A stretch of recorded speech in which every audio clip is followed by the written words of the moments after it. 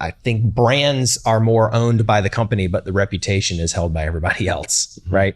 So what are some of the things as it relates to kind of brand development that that you've put into the business that you're intentionally saying this is a part of our brand, this is a part of who we are, and sort of how do you ratify that you're, you know, that brand attribute's showing up in the market? Mm-hmm.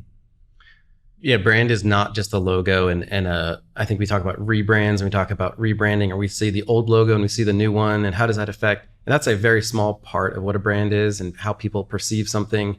There's actually been like backlash when some of these big brands have rebranded. I don't know if you remember, like Gap rebranded back in a number of years ago, and the consumers were just like, "This is terrible, I can't stand it," and you know, they actually reverted back to their other one.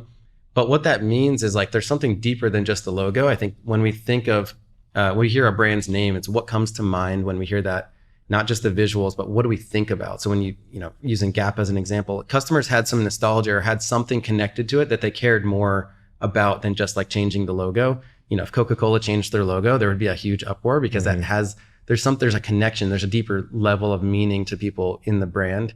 So for Ugmonk, like when people hear the word Ugmonk, or they think of us, or they land on our website, what I want them to be thinking of is, quality. They care about people, the customer experience, the craftsman approach, like all of that should pop into their head. And yes, there's an aesthetic and there's a minimalism and there's a simplicity to what we're doing, but you don't really, I think it's a subconscious thing.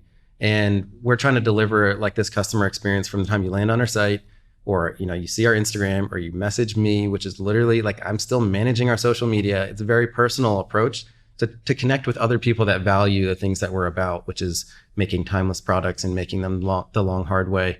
And what's really cool about that is it's relational and it's human.